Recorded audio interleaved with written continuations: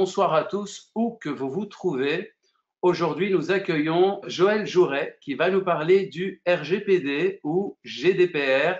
Bonjour Joël Jouret. Bonjour à tous, ça va très bien et je suis ravie d'être là avec vous. Merci d'être parmi nous et de nous proposer ce webinaire. Donc, professeur à l'Université libre de Bruxelles, à la faculté Solvay, dans un module en droit européen de protection des données.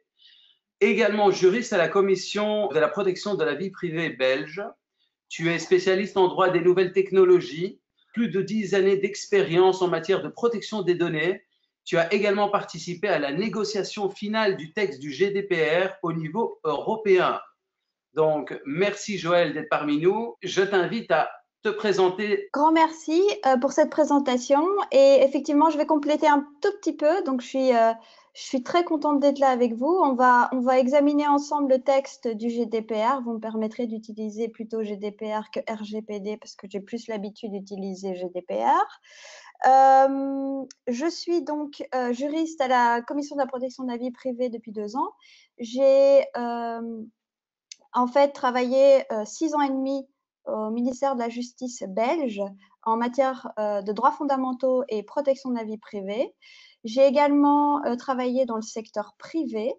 J'ai été déléguée à la protection des données pour la société Swift et j'ai finalement eu la chance de négocier en version finale le texte du GDPR. Donc, ce que je voulais parler avec vous aujourd'hui, c'était donc premièrement de vous familiariser avec le texte du GDPR. D'ailleurs, à ce propos, je pense que Yotis, on a un petit sondage à faire. Tout à fait. Vous connaissez nos sondages. Joël a tenu à s'informer un peu plus sur ce que connaissaient donc les participants de ce webinaire. Donc, le premier sondage. Avez-vous entendu parler du GDPR avant ce webinaire? Donc, sélectionnez l'une des réponses. Donc, oui, j'en ai beaucoup entendu parler. Oui, une ou deux fois. Non, jamais. Ah ben aujourd'hui, vous êtes vraiment très rapide parce que vous êtes déjà à 80% à avoir répondu. Donc, je vais clôturer ce sondage à 39%. Oui, j'en ai beaucoup entendu parler. 36%, oui, une ou deux fois. 26%, non, jamais. C'est Donc, assez équilibré finalement. Je pense que c'est donc assez équilibré, en effet. Donc, je pense qu'à presque 70%, on peut dire que vous avez en tout cas entendu parler une fois du GDPR, ce qui est pas mal. Donc, aujourd'hui, ce que je voulais vous expliquer, je l'ai articulé en 4 axes. Donc, vous le voyez ici sur le slide. Il s'agit de savoir d'abord ce qu'est une donnée à caractère personnel et ce qu'est le traitement de celle-ci. Ensuite, j'aimerais que nous voyions ensemble ce qui doit être pris en compte lorsqu'on traite ces données personnelles. Et vous voyez que je les ai détaillées en 4 sous-points. Nous allons aussi analyser les droits des personnes concernées. Et ensuite, voir ce qu'il faudra faire en cas de fuite de données à caractère personnel.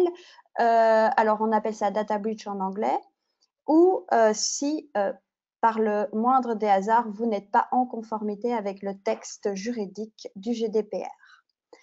Je propose de commencer donc par le premier point. Donc, je vous ai mis ici la loi du 8 décembre 1992 qui est la loi belge de protection des données. Donc, je sais qu'il y a des personnes qui nous écoutent d'autres pays. Particulièrement la France, je peux vous dire que c'est la loi informatique et liberté qui couvre ce sujet actuellement. Pour les autres pays, malheureusement, je n'ai pas eu le temps de me renseigner, mais en tout cas, étant donné que je suis en Belgique, je vous ai mis la loi actuelle belge qui protège la vie privée et les données personnelles actuellement. Et cette loi, comme la loi des autres pays européens, en réalité, c'est l'implémentation d'une directive qui s'appelle la directive 9546 et qui couvre la protection des données à caractère personnel au sein de l'Union européenne.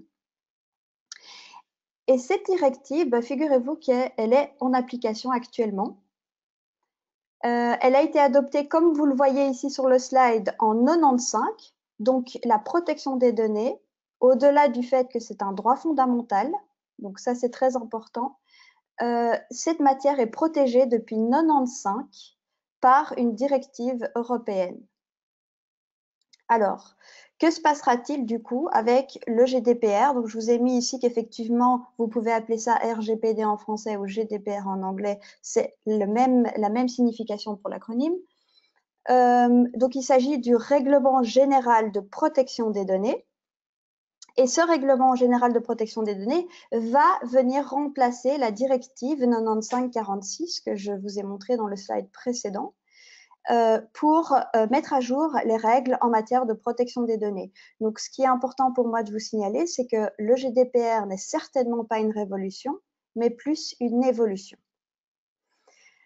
Je sais que la matière de protection des données n'est pas forcément connue, ni la législation actuelle en la matière, mais je pense que c'est quand même important de savoir que la législation existe déjà et qu'elle est simplement modifiée avec ce nouveau règlement. Au niveau des termes juridiques, ce qui est important de retenir, c'est qu'actuellement, comme je vous l'ai signalé, nous avons une directive, la directive 9546. Le GDPR est un règlement. Alors, au niveau européen, la différence entre les deux termes juridiques est celle-ci. La directive nécessite une implémentation au sein des États membres de l'Union européenne, ce qui signifie que les États membres, en l'implémentant dans leur législation nationale, ont la liberté de l'implémenter de la manière dont ils le veulent, peu importe la manière dont ils le font, ils doivent atteindre l'objectif de protection qui est prévu dans la directive. Le règlement, par contre, est directement applicable dans le droit de l'État membre, ce qui signifie qu'il ne nécessite aucune mesure d'implémentation. La raison de ce changement en matière de nature juridique de l'instrument a été choisie par la Commission européenne dans la mesure où on avait remarqué que dans l'implémentation de la directive 9546, il y avait énormément de disparités entre les États membres de l'Union européenne, ce qui ne facilitait absolument pas le travail pour les personnes en charge de mettre en œuvre cette directive. Et donc, le règlement vise à unifier les règles au sein de l'Union européenne. Alors, très important à vous signaler, le GDPR est actuellement entré en exécution, mais pas encore en application. Donc, de nouveau, en matière juridique, il y a une différence entre l'entrée en vigueur et l'entrée en application. Le GDPR est entré en vigueur le 25 mai 2016. Le législateur européen a laissé une période de grâce de 2 ans pour son entrée en application, ce qui fait que le GDPR va entrer en application le 25 mai 2018, donc dans un peu moins de 2 mois. Je pense, Yotis, qu'on a un petit sondage, si je ne me trompe. Oui, donc le deuxième petit sondage que nous lançons directement. Pour vous, la protection des données personnelles, c'est numéro 1, totalement nouveau. Numéro 2, quelque chose de connu, mais trop compliqué. Numéro 3, bien connu et appliqué dans les opérations quotidiennes. Vous êtes à 75% à avoir voté, donc je vais clôturer donc déjà 80. Je vais fermer donc le sondage et voici les résultats.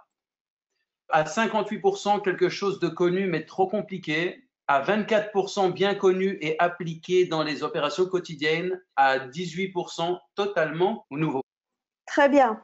Donc, écoutez, on va essayer de le rendre un petit peu moins compliqué puisque je remarque que c'est, vous le connaissez, mais que finalement, ça vous paraît très compliqué. Évidemment, mon point de vue non objectif est de dire que finalement, il est très logique. Et j'espère que vous arriverez à cette même conclusion à la fin de ma présentation. Donc, on va peut-être passer au premier point que je vais traiter avec vous, c'est-à-dire de savoir, est-ce que je traite des données personnelles? Alors, la première question, pour pouvoir répondre à cette question, bien évidemment, il faut d'abord savoir ce qu'est une donnée à caractère personnel. Alors, je vous ai mis ici, une donnée à caractère personnel est toute information qui se rapporte à une personne physique identifiée ou identifiable. Et le GDPR nous dit qu'une personne physique identifiable peut l'être de manière directe ou indirecte. Alors, c'est peut-être plus facile de passer aux exemples. Je vous ai mis ici en dessous ce qui est une donnée à caractère personnel, à savoir un nom, un prénom, le salaire qui est attaché à une personne physique, une adresse email également, des données de localisation par exemple, et alors la plaque de voiture, c'est pour vous donner un exemple de données personnelles qui se rapportent à une personne physique identifiable. Pourquoi? Parce que simplement, on a le numéro de la plaque de voiture, on ne peut pas directement faire le lien en tant que responsable de traitement si on a une photo uniquement de la plaque de voiture. Par contre, quelqu'un, dans l'absolu, est capable de faire le lien avec ce numéro de voiture, de plaque de voiture, et une base de données qui répertorie les propriétaires des plaques de voiture. Donc, ça signifie que c'est une donnée à caractère personnel d'une personne physique identifiable.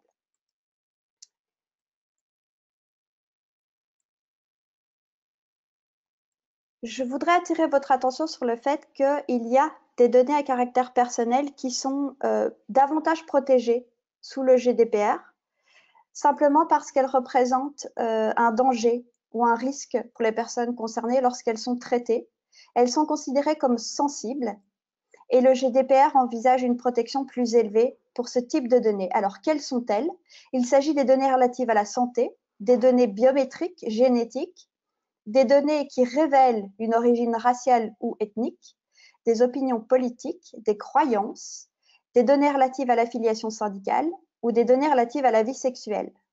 Sachez également que les données relatives aux condamnations pénales ou aux condamnations administratives sont considérées comme des données méritant une protection plus élevée.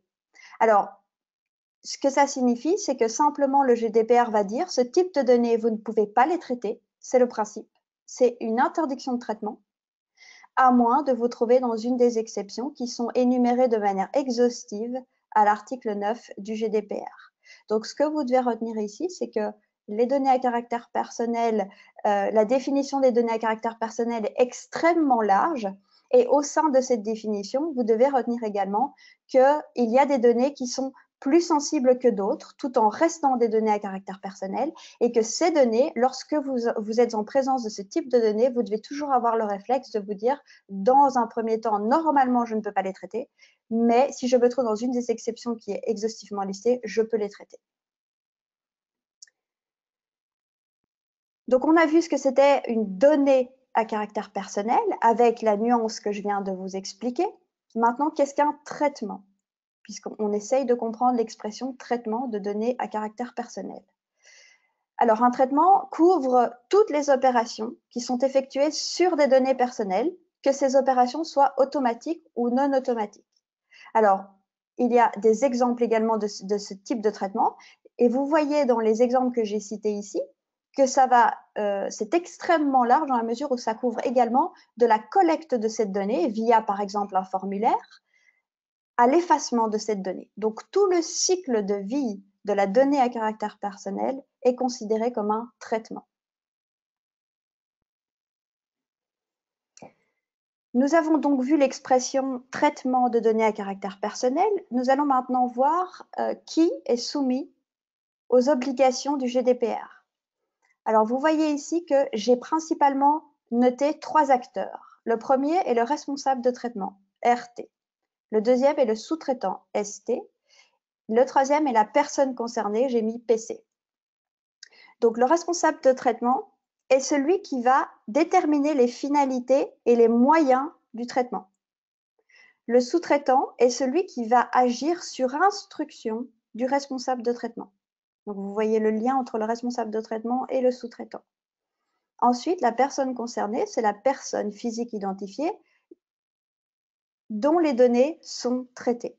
Donc, vous êtes une personne concernée tout autant que je le suis, que vos employés le sont, que vos clients le sont. Maintenant, la question la plus difficile, on va dire, au niveau de l'application du GDPR. Pourquoi? Parce qu'à nouveau, c'est un champ d'application extrêmement large. Rappelez-vous, je vous ai dit, le GDPR s'applique au traitement de données à caractère personnel. Donc, on sait ce que c'est un traitement de données à caractère personnel. Mais pour savoir où géographiquement le GDPR va s'appliquer, il faut aussi voir le champ d'application territorial du GDPR. Ce que je veux vous dire ici, c'est que à partir du moment où vous êtes un responsable de traitement ou un sous-traitant qui avait un établissement en Europe, le GDPR va s'appliquer à vous. Peu importe si votre traitement s'effectue en Europe ou non. C'est-à-dire, si vous êtes établi en Belgique et que vous utilisez un cloud qui est aux États-Unis, vous êtes couvert par le GDPR pour le traitement de ces données. Maintenant, et c'est assez logique dans la mesure où il s'agit d'un règlement européen, tous ceux qui se trouvent sur le territoire de l'Europe sont couverts, bien évidemment. Maintenant, ce qui est un peu plus compliqué, c'est de comprendre que le GDPR a presque une application extraterritoriale. C'est-à-dire que, et c'est là, je pense que ça intéresse également les pays tiers à l'Union européenne, c'est le fait que le GDPR va aussi s'appliquer à des responsables de traitement et des sous-traitants qui n'ont pas d'établissement sur le sol de l'Union européenne,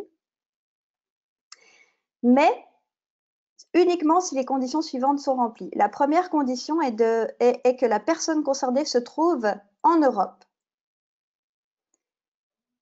Et alors, soit vous offrez des biens ou des services à cette personne en Europe, dans ce cas-là, le GDPR s'applique, soit vous effectuez un suivi de comportement des personnes qui se trouvent en Europe. Dans ce cas-là aussi, le GDPR s'appliquera à vous. Donc, si un responsable de traitement ou un sous-traitant qui n'est pas établi sur le sol de l'Union européenne, ce type de responsable de traitement peut aussi se voir appliquer le GDPR. Donc, retenez que si vous vous trouvez sur le sol de l'Union européenne, le GDPR s'applique à vous en tant que responsable de traitement ou en tant que sous-traitant. Par contre, si vous n'êtes pas établi sur le sol de l'Union européenne, que vous vous trouvez dans un pays tiers de l'Union européenne, il va falloir vérifier que vous remplissiez ou non les deux conditions que je viens de vous citer. Vous offrez des biens ou vous offrez des services à des personnes qui se trouvent dans l'Union européenne. Dans ce cas-là, le GDPR s'applique. Ou vous allez effectuer un suivi des comportements des personnes qui se trouvent sur le sol de l'Union européenne. Et dans ce cas-là, le GDPR va aussi s'appliquer à vous.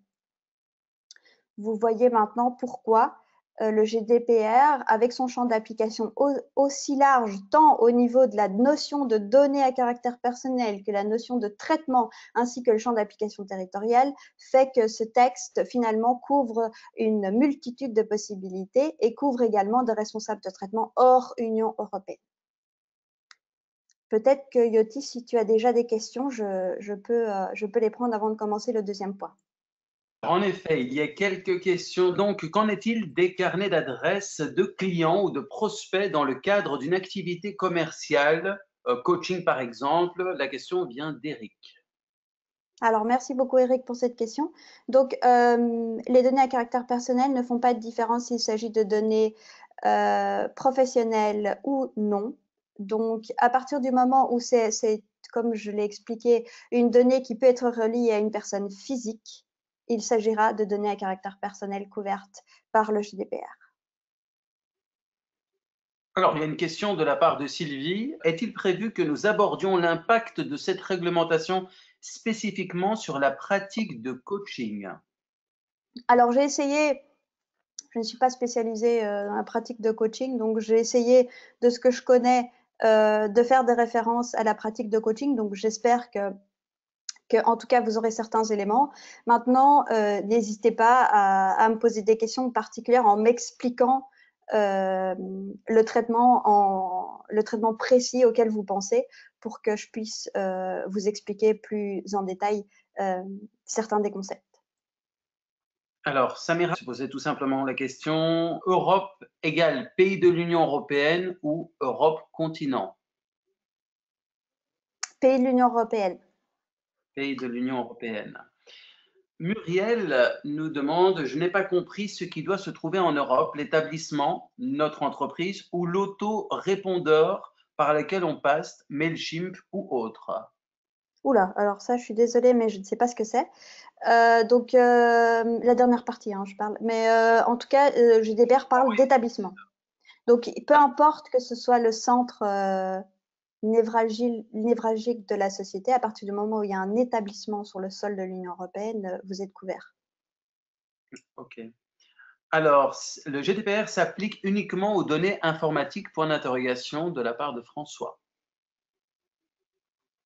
Alors, je ne suis pas sûre de savoir ce qu'est une donnée informatique, mais comme je l'ai expliqué, ça s'applique aux données personnelles. Donc, à partir du moment où il s'agit d'une donnée qui peut être reliée à une personne physique, comme vous et moi, le GDPR va s'appliquer. Ça peut peut-être, dans certains cas, couvrir, par exemple, si je peux donner un exemple, maintenant la personne qui a posé la question peut peut-être me dire si c'est ça qu'elle attendait. Est-ce que données informatiques, par exemple, je pourrais dire une adresse IP. Donc, l'adresse IP est couverte par le GDPR comme donnée à caractère personnel parce qu'elle peut être, dans certaines circonstances, reliée à une personne physique. Joël, je t'invite à me stopper parce que je t'avoue que depuis que tu as lancé la proposition en question, j'en reçois énormément. Donc, D'accord. Bah, peut-être Bernard, encore deux et puis on y va. ok. Alors, Bernard demande, les données personnelles de mes clients sont gérées par un prestataire local aux US. Suis-je concerné par le RGPD? Ben, est-ce que vous êtes établi en Europe? Parce qu'en fait, si les données sont traitées par un prestataire, c'est un sous-traitant au sens de la définition que je vous ai donnée sur le slide. Donc, vous êtes responsable de traitement. Si le responsable de traitement est établi sur le sol de l'Union européenne, le GDPR s'appliquera à vous, en fait. Oui. Peu importe que vous utilisiez un sous-traitant qui est aux États-Unis, par exemple. Une dernière, hein, celle de Dimitri, que les infopreneurs, que doit-on mettre en œuvre pour pouvoir satisfaire le GDPR et donc être couvert? Les infopreneurs, Yotis, tu peux me… Il est écrit infopreneur, donc est-ce que c'est entrepreneur ou infopreneur? Donc je demanderai à Dimitri peut-être de donner un peu plus d'informations sur ces questions. Je vais prendre une autre. Concernant les contrats avec les noms, prénoms et le papier, demande Nathalie. Qu'est-ce qu'on fait? Et Oui, d'ailleurs, Florence confirme, en tout cas, apporte une information supplémentaire sur la question qui a été posée par François, qui faisait référence aux données qui existaient, mais sous forme papier. d'accord. Donc, effectivement, le GDPR, normalement, donc, le GDPR va s'appliquer au traitement de données sous forme automatisée, mais également sous forme papier à partir du moment où il y a le GDPR parle de notion de fichier. Et de manière générale, on entend par fichier le fait que l'information est organisée de manière précise, c'est-à-dire facilement retrouvable. À partir du moment où vous classez vos contrats, par exemple, par ordre alphabétique, on va considérer qu'il s'agit d'un fichier au sens de la protection des données et le GDPR s'applique également aux versions papier des documents avec des noms, prénoms dessus et qui sont classés de manière intelligible, je vais dire ça comme ça. Donc, à mon avis, dans votre cas, oui, le GDPR s'appliquera également. Alors, donc nous avons plus d'informations sur la question qui a été posée par Dimitri. Pour les infopreneurs, que doit-on mettre en œuvre pour pouvoir satisfaire le GDPR et donc être couvert?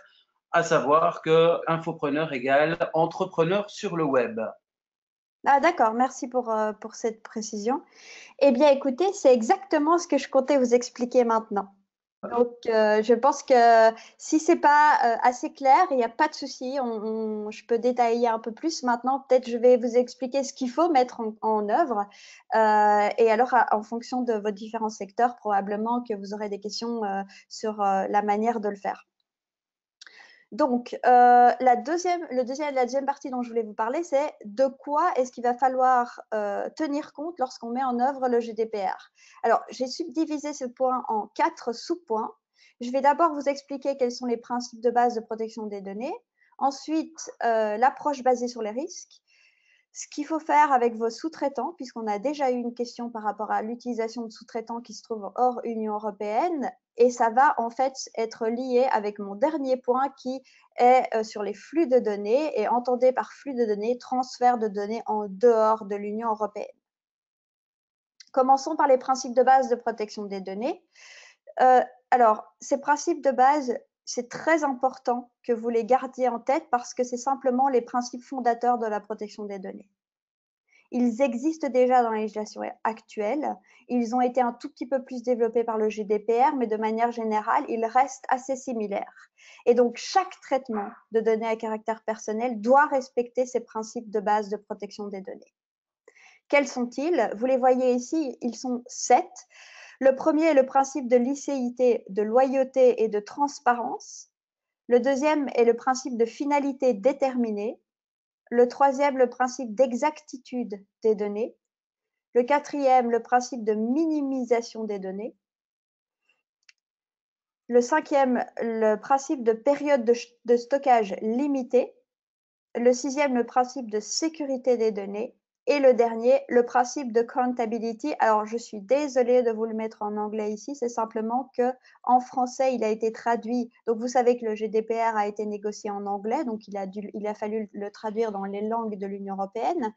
Et la traduction française parle de responsabilité, mais vous allez voir que le terme responsabilité ne couvre pas entièrement le terme accountability en anglais.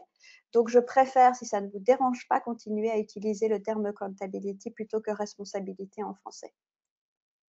Je vais détailler chacun de ces principes, évidemment. Donc, on va commencer par le principe de finalité, de transparence, d'exactitude et rétention des données. Donc, vous voyez qu'il s'agit de 4 principes différents que j'ai mis sur le même slide. Alors, le premier principe qui est le principe de finalité. Vous ne pouvez pas traiter des données à caractère personnel à moins d'avoir des finalités qui soient déterminées au préalable, qui soient explicites également. Donc, sans en fait les informations nécessaires relatives aux droits des personnes concernées, aux tenants et aux aboutissants du traitement de données à caractère personnel, vous imaginez bien que les personnes ne peuvent pas exercer leurs droits. Donc, il faut absolument déterminer au préalable pourquoi vous allez traiter les données à caractère personnel. C'est le principe de finalité déterminée. C'est la raison pour laquelle vous avez besoin de traiter ces données. Le deuxième principe est le principe de transparence. À nouveau, afin de permettre aux personnes desquelles vous traitez les données d'exercer leurs droits, il faut leur expliquer ce que vous allez faire de leurs données. Et donc, ce principe de transparence est extrêmement important puisqu'il faut à tout moment dire aux personnes concernées, à tout moment on s'entend, je vais vous expliquer par après comment leur donner cette information, expliquer aux personnes concernées ce que vous allez faire de leurs données à caractère personnel. Il faut savoir que ça, c'est une ligne rouge du GDPR. L'objectif du Parlement européen était de redonner le contrôle des personnes sur leurs données.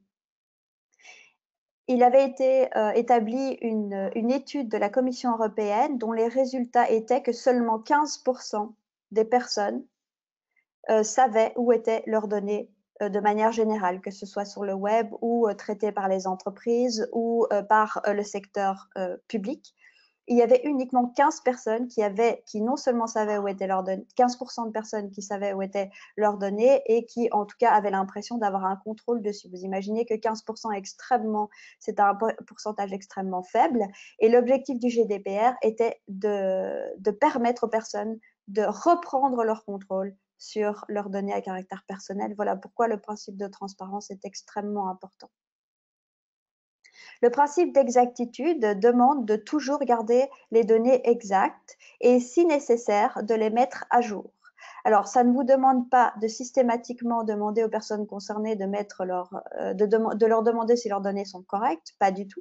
C'est simplement le fait que si vous recevez l'information que la donnée que vous traitez n'est plus correcte, par exemple, moi, je change d'adresse, je vais informer tel ou tel prestataire de service que mon adresse qu'ils ont sur leur contrat ou sur mon compte sur Internet n'est plus correcte.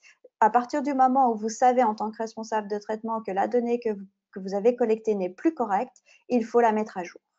C'est le principe donc d'exactitude des données. Le principe de rétention des données, c'est le principe selon lequel vous ne pouvez pas conserver des données à caractère personnel au-delà d'une période qui est nécessaire à la réalisation de la finalité. Rappelez-vous, premier principe, déterminer une finalité, le pourquoi du traitement. À partir du moment où vous avez le pourquoi du traitement, maintenant, vous allez devoir dire, ben voilà, pour atteindre ce but, je vais devoir garder les données 10 ans, par exemple. Le GDPR ne nécessite pas de déterminer une période chiffrée. Il permet aussi de simplement déterminer les critères qui seront pris en compte pour la période de rétention. Alors, je vous donne un exemple. Si je collecte vos données à caractère personnel sous la base d'un contrat, je peux très bien, en tant que responsable de traitement, dire « je vais garder vos données aussi longtemps que vous êtes en contrat avec moi ». Ça va être considéré comme une période de rétention des données qui est déterminée. Maintenant, le principe de minimisation et le principe de sécurité des données. Alors, le principe de minimisation signifie qu'on ne peut traiter des données que si elles sont strictement nécessaires à la réalisation de la finalité. Vous voyez que tout, en fait, est lié à la détermination première de la finalité du traitement pour lequel vous avez collecté les données. Donc, ici, vous voyez que vous ne pouvez collecter que les données que vous avez besoin pour effectuer le traitement. Ce qui signifie simplement qu'on ne collecte pas des données au cas où. Au cas où un jour j'en ai besoin, non. On sait que pour ce traitement avec qui a telle finalité, il me faut ces données-là et pas d'autres données. Donc voilà, il faut essayer de respecter ce principe de minimisation et de ne collecter que ce qu'on a besoin. Au niveau de la sécurité des données, et ça c'est le seul principe qui est nouveau dans le GDPR par rapport à la situation actuelle de la directive 9546, donc le principe de sécurité est le seul nouveau principe dans le GDPR par rapport à la situation actuelle. Et donc ici, vous voyez que le principe de sécurité va requérir que vous protégiez vos données, celles que vous traitez finalement, et de mettre en place des mesures qui vont pouvoir assurer cette sécurité des données. Alors, on ne vous demande pas d'avoir une sécurité incroyable pour protéger les données, ce n'est pas l'objectif, puisque vous voyez que le GDPR va dire que vous devez prendre en compte l'état de l'art, donc ce qui se fait dans votre secteur de manière globale, les coûts aussi de ces mesures de sécurité, la nature évidemment du traitement de données à caractère personnel, la finalité pour laquelle vous traitez ces données, ainsi que le contexte et le risque qui va être présenté par le traitement pour la personne concernée. Donc, vous voyez que les mesures de sécurité à prendre en compte, c'est des mesures au cas par cas.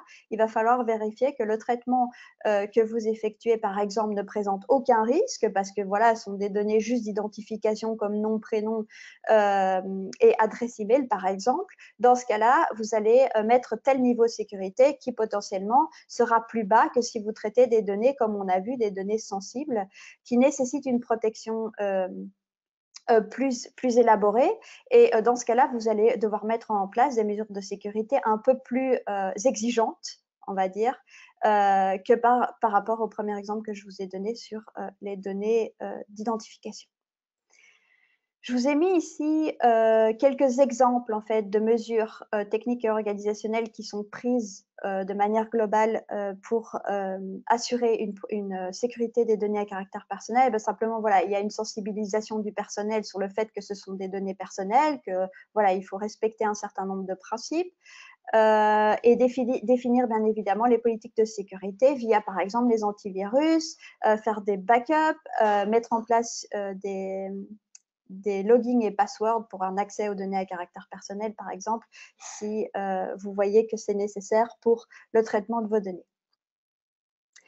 Donc, évidemment, l'idée de la sécurité en matière de protection des données est de protéger contre la destruction accidentelle ou non autorisée des données, la perte de ces données, la modification de ces données ou, évidemment, leur accès non autorisé.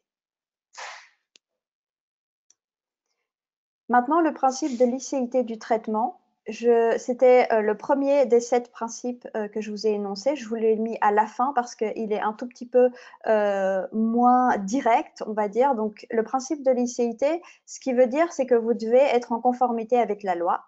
Et la loi, c'est le GDPR. Donc, le principe de licéité demande que vous soyez en conformité avec le GDPR. Le GDPR, qu'est-ce qu'il nous dit? Il nous dit que pour pouvoir traiter des données à caractère personnel, il faut, entre autres, parce qu'on va voir qu'il y a d'autres obligations, mais il faut en tout cas avoir une base de légitimité du traitement. On ne peut pas traiter des données si on ne se trouve pas sur un des cas que je vous ai cités ici, qui est une liste exhaustive de l'article 6 du GDPR. Donc, on pourra traiter des données à caractère personnel si on a le consentement de la personne. C'est le premier cas. On pourra traiter des données à caractère personnel si ces données sont nécessaires à l'exécution du contrat. On pourra traiter des données à caractère personnel si vous avez une loi qui vous oblige à traiter ces données. On pourra aussi traiter ces données si on se trouve dans le cadre d'une sauvegarde d'un intérêt vital. On pourra traiter ces données, ça c'est moins applicable pour vous, pour une tâche d'intérêt public. Et alors, si vous avez un intérêt légitime à traiter ces données. Pour pouvoir traiter les données à caractère personnel, vous allez devoir déterminer sur quelle base vous vous trouvez. Une des 6.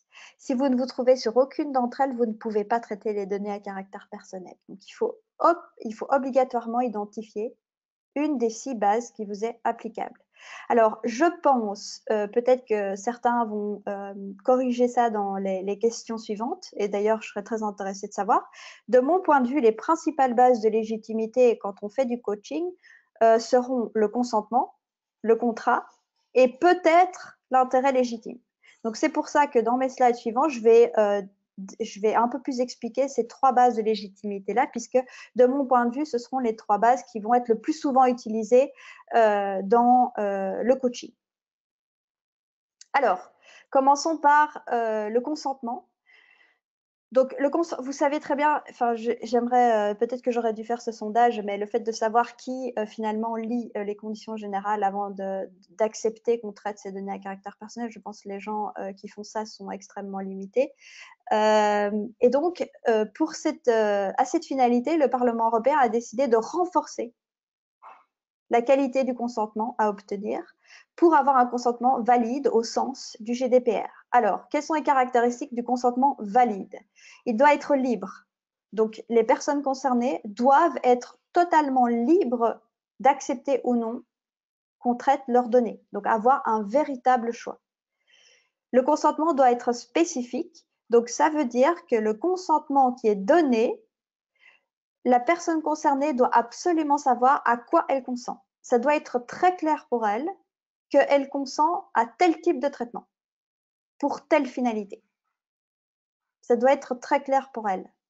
Il ne s'agit pas de demander un consentement pour quelque chose de complètement global et tout à fait non clair. Lorsqu'on accepte le traitement de données à caractère personnel, on doit pouvoir savoir exactement pour quel traitement et quelle est sa finalité. Donc, évidemment, comme je vous ai dit que la transparence est un élément extrêmement important tout au long du GDPR, le consentement va devoir évidemment être informé. Donc, il va falloir tout expliquer à la personne concernée de ce qu'on va faire avec ces données, comment on va le faire et pourquoi on a besoin de son consentement.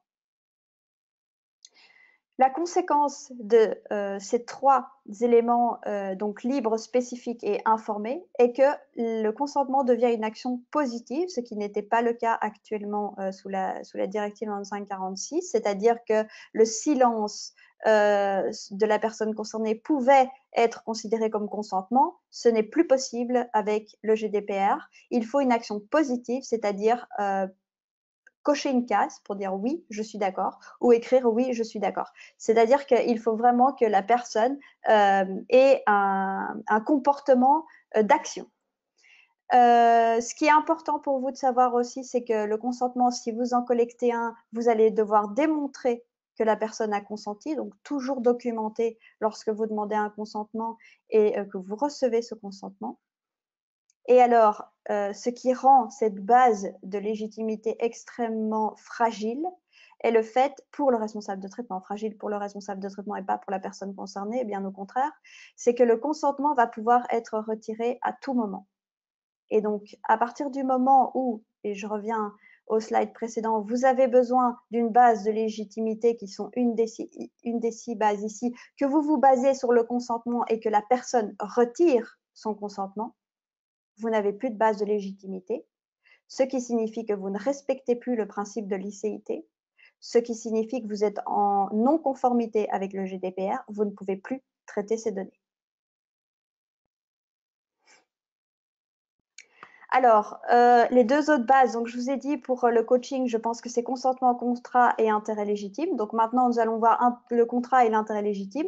Vous allez pouvoir traiter les données à caractère personnel qui sont nécessaires à l'exécution du contrat. Donc là, vous utiliserez la base de légitimité nécessité pour l'exécution du contrat. Tout en sachant qu'à nouveau, pour être, rappelez-vous, un des principes est la minimisation des données et ne collecter les données que celles qu'on a besoin. Vous voyez ici que c'est aussi une trace de ce principe puisque l'expression nécessaire à l'exécution du contrat ne peut pas être interprétée au sens large. Donc, ça couvre uniquement les données sans lesquelles le contrat ne peut pas être exécuté. Donc, les données absolument nécessaires pour l'exécution du contrat. Il ne s'agit pas de demander, par exemple, le nombre d'enfants que la personne a si ce n'est pas nécessaire pour l'exécution du contrat, par exemple.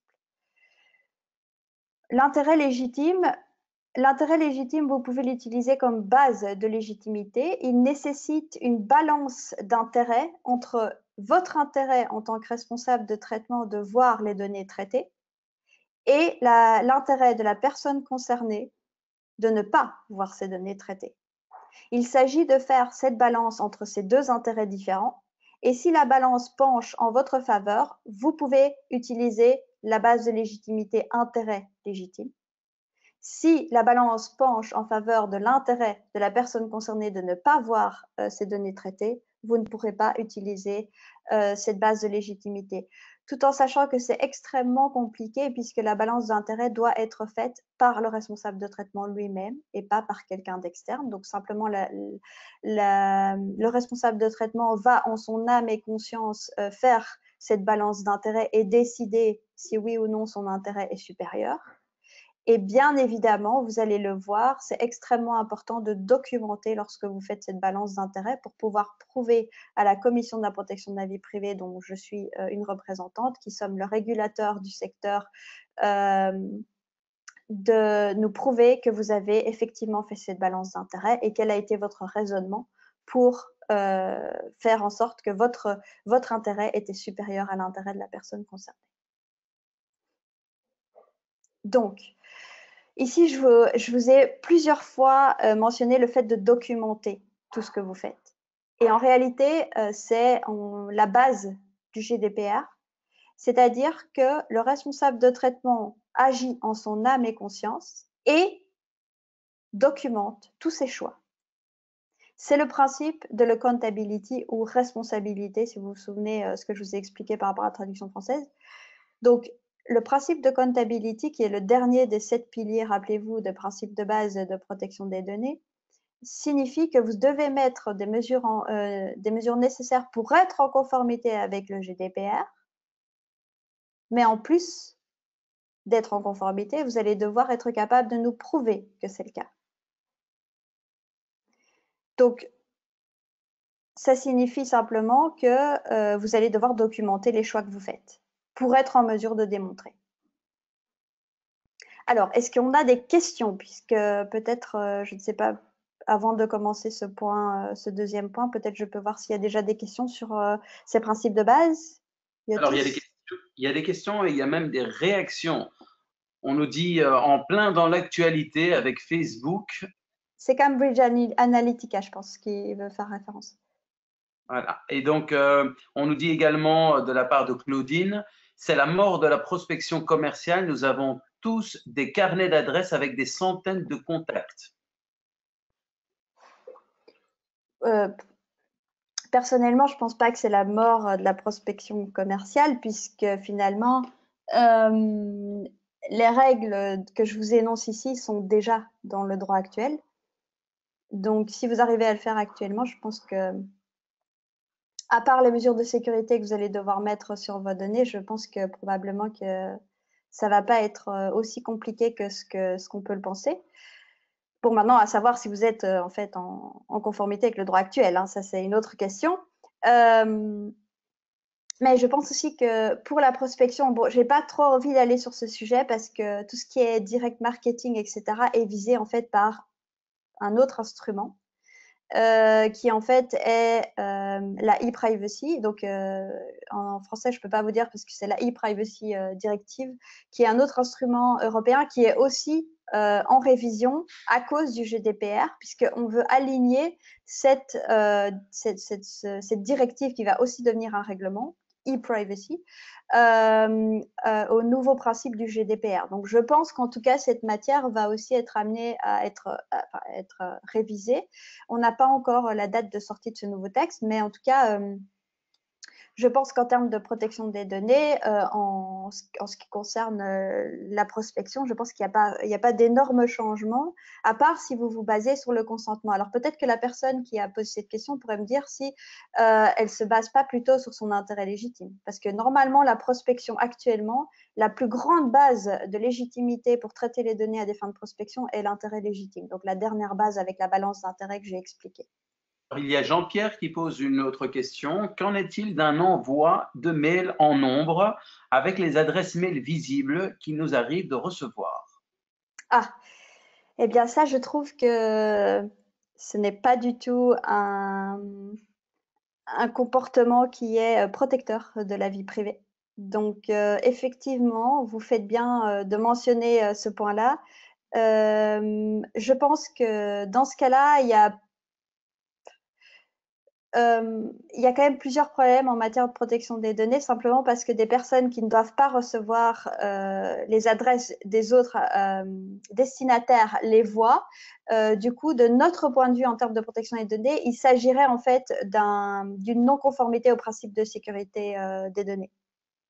Donc, vous êtes en brèche d'un des principes de base de protection des données et nous verrons tout à l'heure que la non-conformité au principe de base que je vous ai cité, en fait, est sanctionnée de la manière la plus lourde sous le GDPR. Donc, je pense qu'il va falloir faire attention de bien masquer les adresses. Et alors, en termes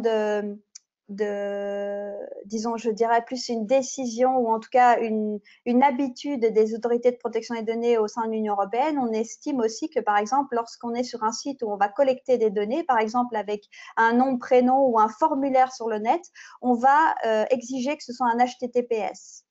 Donc, pas un simple HTTP, pour assurer une sécurité des données et qu'un tiers ne puisse pas accéder. Et comme je vous ai dit, c'est un des exemples qui est donné dans le GDPR pour dire qu'il s'agit d'appliquer des mesures de sécurité adaptées.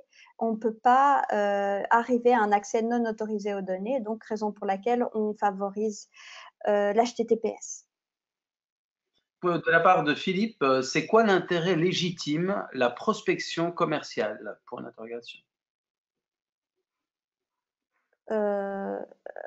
Alors, je crois que c'est lié à la question d'avant. En fait, c'est comme j'ai expliqué, comme il faut une base de légitimité. Donc ça, je peux peut-être revenir. Quand vous traitez vos données à caractère personnel, il vous faut ici, comme vous voyez sur le slide, une des 6 bases de légitimité. Normalement, enfin actuellement, lorsqu'on fait de la prospection légitime, on traite très souvent les données à caractère personnel sur base de la dernière base que vous voyez là, intérêt légitime. Voilà, et je voulais juste savoir si la personne qui a posé la question au niveau de la prospection se base sur le consentement des personnes ou si elle se base sur l'intérêt légitime. C'était ça ma question. Ok, donc pendant que cette personne nous Si donne un elle peu veut, plus hein, il n'y a pas de d'informations, problème. il y a Caroline qui nous demande que peut-on mettre comme clause dans le contrat pour confirmer le consentement de la personne, par exemple pour utiliser le nom de la personne en supervision ou liste certification ICF. Ok, donc le contrat, alors je sais que c'est très difficile parce qu'en dehors de la protection des données, le contrat et le consentement sont souvent mixés. En protection des données, c'est 2 bases de légitimité bien distinctes. À partir du moment où vous avez un contrat, vous allez utiliser la base de légitimité contrat. Donc, je pense que si les données que vous collectez sont nécessaires à l'exécution du contrat, vous n'avez pas besoin de demander un consentement en plus, puisque vous avez déjà une des 6 bases de légitimité qui sont mentionnées ici, qui est la deuxième. Donc, le traitement des données est nécessaire à l'exécution du contrat. Maintenant, comme je l'ai mentionné,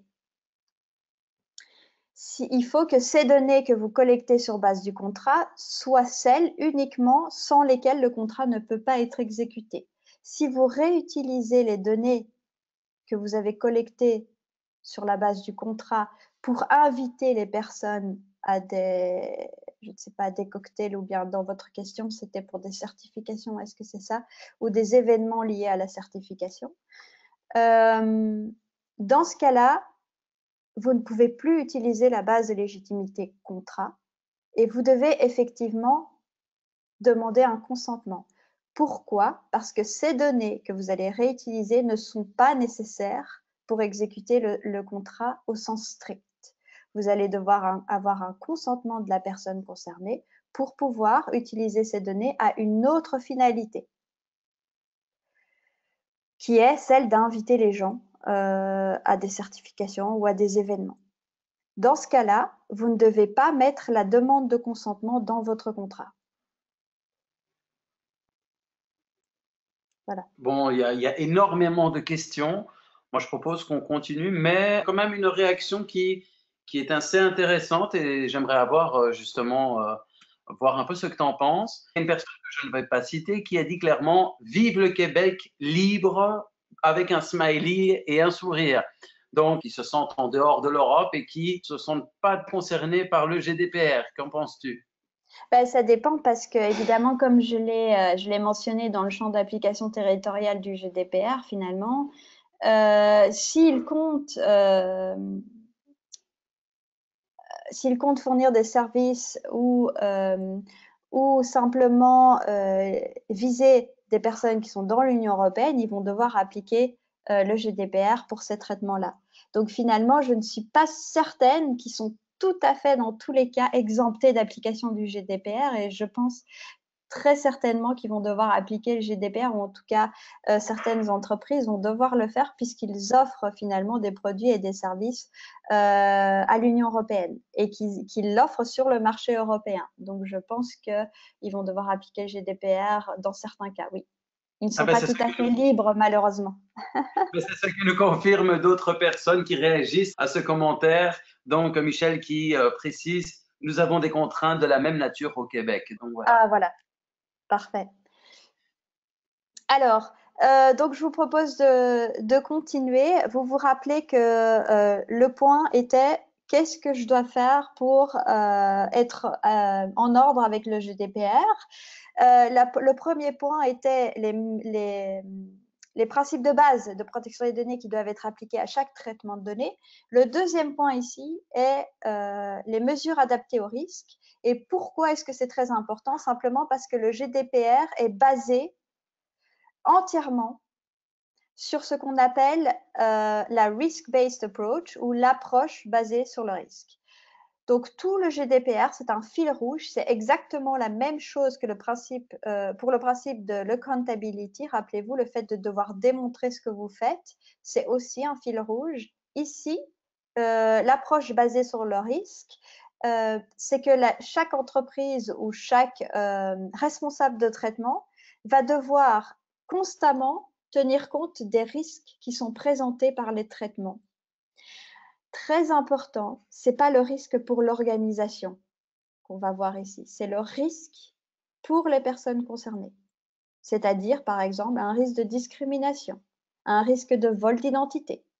Tous ces risques-là, ce sont des risques pour les personnes concernées et non des risques pour l'organisation. Donc ça, c'est très important parce que je sais qu'il y a souvent une confusion par rapport à l'approche basée sur le risque.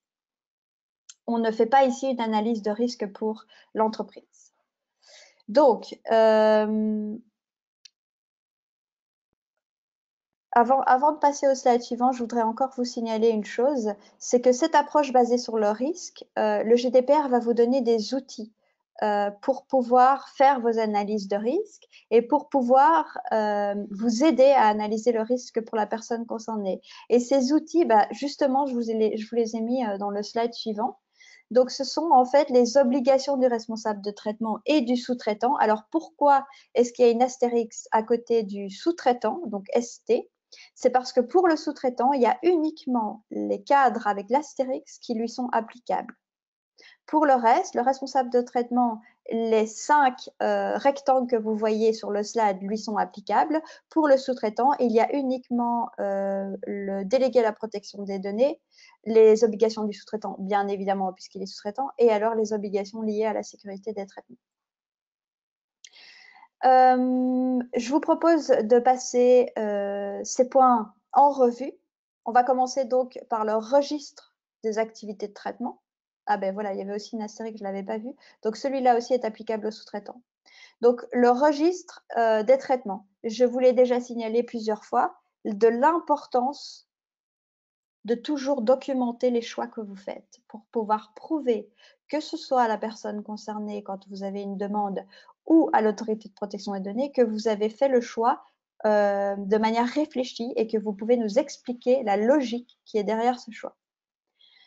Alors, le registre de traitement, le GDPR va vous obliger à établir en fait un registre des activités et des traitements que vous faites au sein de votre, soit de votre entreprise, soit finalement en tant que coach.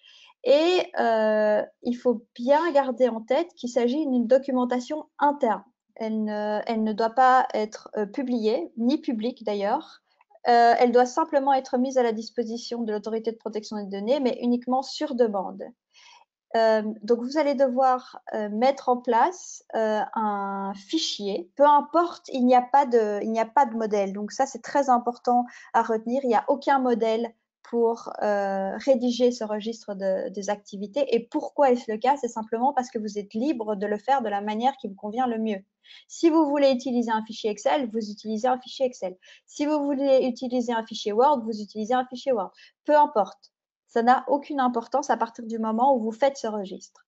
Sur notre site de la Commission de la protection de la vie privée belge, et je pense que pour la France, la CNIL, qui est l'autorité de protection des données française, donc la CNIL, c'est CNIL, sur son site, nous avons, et la CNIL aussi, mis à disposition un modèle, en fait, mais qui n'est absolument pas obligatoire. C'était simplement pour aider les responsables de traitement à remplir cette obligation de registre. Maintenant, si vous ne voulez pas suivre ce modèle, c'est tout à fait OK pour nous, il n'y a pas de problème. Donc, rappelez-vous qu'il faut que vous documentez chacun de vos activités de traitement. Le GDPR vous donne en fait la liste des éléments qui doivent se trouver dans ce registre. Donc, c'est quand même important que vous alliez voir que vous remplissez chacune des points que le GDPR vous demande de mettre dans votre registre. Et alors, il y a une petite subtilité pour, et je pense que ça peut être intéressant pour les coachs qui sont, disons, indépendants et qui ne font pas partie d'une grosse structure. Le GDPR n'a jamais, tout au long de son texte, fait référence à la taille de la société. Pourquoi? Parce qu'on part du principe qu'une SMI, donc une PME, peut très bien traiter des données à caractère personnel extrêmement sensibles, et ce n'est pas le fait que ce soit une petite société qui doit la faire sortir de la protection qui est offerte par le GDPR. Mais à partir du moment où elle traite des données qui le sont moins, bien évidemment que comme vous avez remarqué avec l'approche basée sur le risque, certaines des obligations ne seront plus nécessaires à mettre en œuvre.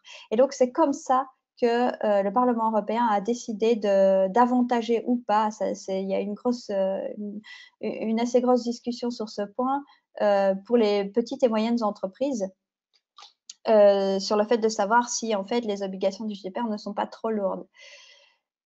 Maintenant, on revient au registre et vous voyez que le GDPR, comme je vous disais, c'est un des seuls endroits où elle fait référence à des sociétés qui ont moins de 250 employés. Alors, en termes juridiques, le fait d'avoir moins de 250 employés, c'est la définition de la petite et moyenne entreprise. Donc, comme ça, vous savez. Donc, le GDPR nous dit que si vous avez moins de 250 employés, que vous ne traitez pas de données sensibles, donc rappelez-vous, c'est la liste des données que je vous ai dit qui méritent une protection plus élevée dans le GDPR, donc vous ne traitez pas ce type de données. Vous n'avez pas de traitement répétitif. et vous n'avez pas de traitement risqué, donc à nouveau, vous devez faire cette analyse de risque puisque c'est le fil rouge du GDPR. Dans ce cas-là, vous n'allez pas devoir faire le registre des traitements. Mais vous voyez que cette exception est extrêmement limitée puisqu'à partir du moment où vous avez un traitement qui est régulier de données à caractère personnel, ce qui, de mon point de vue, est presque le cas pour chaque PME, dans ce cas-là, vous allez devoir faire le registre de traitement. Bien évidemment que le registre de traitement aura une longueur différente en fonction de la taille, puisqu'à partir du moment où vous êtes une petite et moyenne entreprise, vous aurez peu de traitements, votre registre de traitement sera très restreint. Ce qui ne sera pas le cas pour les grosses sociétés qui ont énormément de traitements de données à caractère personnel et qui auront un registre de traitement extrêmement étendu. Alors, le deuxième élément dont je vous ai parlé comme outil pour vous aider à remplir l'obligation de risque qui est sous le GDPR, c'est l'analyse d'impact de protection des données. Donc, en anglais, on appelle ça le DPIA. C'est le deuxième outil. Rappelez-vous, le premier est le registre. Le deuxième est l'analyse d'impact à la protection des données. Alors ici, je vous ai mis ce que ça signifie. Et vous allez voir qu'ici, l'analyse de risque est extrêmement importante, puisque l'obligation du GDPR, c'est que vous devez uniquement faire l'analyse d'impact si vous atteignez le risque élevé. Je vous l'ai mis en gras. Donc, ça veut dire qu'à partir du moment où vous faites des traitements de données à caractère personnel qui ne représentent pas un risque élevé pour la personne concernée, vous ne devez pas faire d'analyse d'impact. Donc, c'est uniquement dans ces cas-là qu'il faut le faire. Le contenu de l'analyse d'impact, je vous l'ai mis aussi, c'est dans le GDPR, il explique ce que l'analyse d'impact doit contenir, c'est-à-dire une description des traitements, la nécessité et la proportionnalité des opérations de traitement, à nouveau, pour être sûr que ce que vous faites est tout à fait légitime. Ensuite, l'évaluation des risques, évidemment, puisqu'on a besoin de vérifier que le risque élevé est atteint, et les mesures envisagées pour faire face à ces risques, à savoir de faire réduire ce risque élevé à un risque acceptable. Il y a dans le GDPR des cas obligatoires dans lesquels il va falloir, peu importe le fait que vous remplissiez cette condition de risque élevé ou non, faire l'analyse d'impact. Ils sont au nombre de 3. Le premier est que vous faites une évaluation systématique et approfondie des aspects personnels fondés sur un traitement automatisé ou que vous faites du profilage des données à caractère personnel. Dans ce cas-là, il va falloir, dans tous les cas, faire une analyse d'impact de ce traitement. Soit vous faites un traitement à grande échelle de catégories particulières de données, c'est-à-dire les données sensibles ou de données judiciaires. Dans ce cas-là, il va aussi falloir faire une analyse d'impact. Et le troisième cas obligatoire est le fait que vous surveillez de manière systématique et à grande échelle une zone accessible au public. Donc, c'est tout ce qui est système de caméras de surveillance. Dans ce cas-là, ils vont devoir faire une analyse d'impact et comme je vous l'ai dit, la mettre dans leur registre pour pouvoir prouver à l'autorité de protection des données qu'ils ont bien fait leur analyse d'impact puisqu'ils se trouvent dans un des cas obligatoires pour faire l'analyse d'impact. Alors, le troisième outil dont je veux vous parler au-delà du registre et de l'analyse d'impact, c'est toujours lié au risque. Hein. Rappelez-vous, c'est la ligne rouge du GDPR. Tout traitement, donc c'est l'analyse du risque présenté par le traitement et les outils qui vous aident à faire cette analyse de risque. Donc, le premier est le registre. Pourquoi? Simplement parce qu'il vous donne une vue complète de ce que vous faites. Vous avez une idée de ce qui est risqué ou non. Donc, ça vous aide. L'analyse d'impact, simplement parce qu'à partir du moment où vous avez fait votre analyse de risque, vous allez devoir, si vous atteignez le risque élevé, faire cette analyse d'impact. Et ici, la nomination du délégué à la protection des données. Alors, je pense qu'il y a beaucoup de gens qui en ont entendu parler parce que c'est un des articles qui est très connu du GDPR. Donc, au niveau de sa désignation, le GDPR prévoit 3 cas obligatoires pour la désignation du DPO. Alors, si vous êtes une autorité ou un organisme public, donc sachez que tous les organismes publics vont devoir de manière obligatoire avoir un DPO. C'est une obligation sous le GDPR. Ensuite, les deux autres points que vous voyez sous l'organisme public sont des points à nouveau qui, en fait, sont des situations qui sont à ce point risquées qu'on ne peut imaginer ne pas avoir un DPO. Alors, quelles sont-elles? Le premier, c'est que votre activité de base consiste à traiter des données qui, en fait, sont un suivi régulier et systématique à grande échelle des personnes. Donc, quand même, vous imaginez que c'est extrêmement sensible. Et le dernier cas obligatoire sous GDPR pour la désignation du DPO est que votre traitement consiste en des traitements à grande échelle de catégories particulières de données, c'est-à-dire les données sensibles telles que je vous les ai citées. Donc, vous voyez que ces deux cas sont des cas qui sont extrêmement risqués et qui finalement ne peuvent s'imaginer sans DPO. Alors ici, comme je vous l'ai dit au départ, je vous ai dit que le règlement protection des données est un règlement et est directement applicable contrairement à la directive.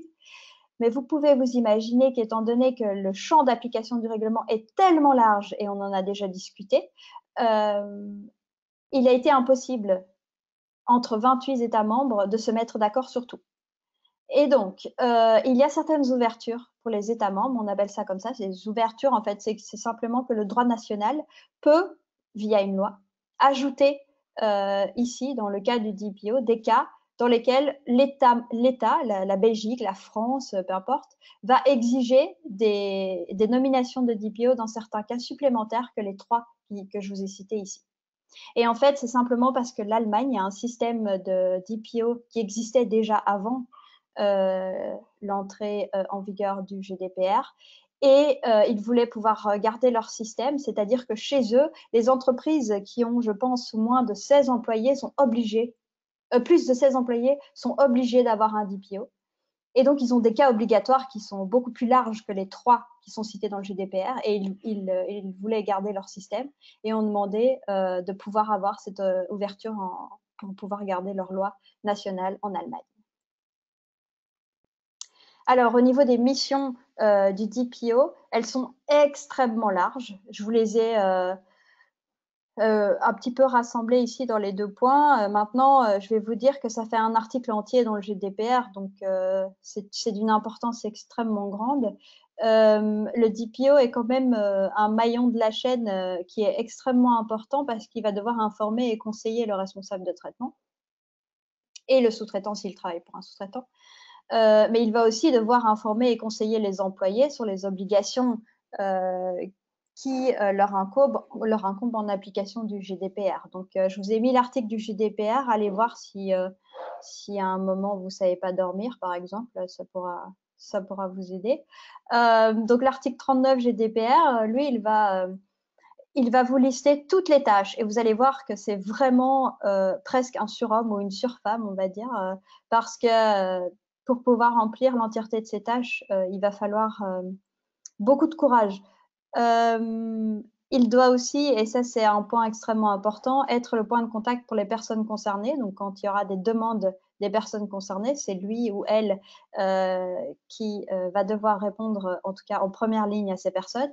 Et aussi, il est le point de contact pour les autorités de protection des données. Alors peut-être s'il y a une ou deux questions, Yotis. Alors, il y a énormément de questions, mais il y a aussi surtout des réactions, c'est-à-dire que bon, je pense que les gens réagissent par rapport à l'ensemble donc des informations que tu donnes. Suite aux réactions québécoises, ben, comme je comprends bien la réaction québécoise, pour le moment, on passe plus de temps à se mettre en conformité qu'à notre cœur de métier. Donc voilà, ça c'est une des réactions. Il y en a une autre, c'est mon Dieu, c'est vraiment intéressant, mais de l'autre côté, ça fait peur. Beaucoup de bureaucratie. Il y en a d'autres, hein, mais bon, je ne vais pas toutes les lire. Je vais plutôt maintenant me concentrer sur des questions. En tant qu'indépendant, personne physique, étant en profession libérale, n'ayant aucun employé, suis-je soumis au GDPR et dans quelle mesure? Alors oui, vous êtes soumis au GDPR puisque ce n'est pas le nombre d'employés qui compte, à part dans un ou deux articles du GDPR, comme je l'ai signalé. Donc oui, à partir du moment où vous traitez des données à caractère personnel, bien évidemment. Si vous ne traitez pas de données à caractère personnel, non, vous n'êtes pas soumis. Mais je pense que les cas les cas d'indépendants qui ne traitent pas de données à caractère personnel n'existent pas, je pense. Mais donc, si vous traitez des données à caractère personnel, même en tant qu'indépendant, vous êtes soumis au GDPR. Maintenant, bien évidemment que vos obligations vont devoir être calibrées, comme je l'ai expliqué, avec le risque qui est présenté par ces traitements. Si vous ne traitez que, par exemple, j'imagine, nom, prénom de vos clients, adresse mail ou adresse, c'est-à-dire données d'identification, que vous n'avez pas de données sensibles, on va pouvoir considérer que le risque présenté est assez limité. Et donc, en fait, toutes les obligations, par exemple, vous allez devoir tenir un registre des traitements, mais votre registre sera extrêmement limité, puisque, a priori, vous ne traitez que des données d'identification. Ensuite, au niveau du DPO, vous ne devez pas en nommer un.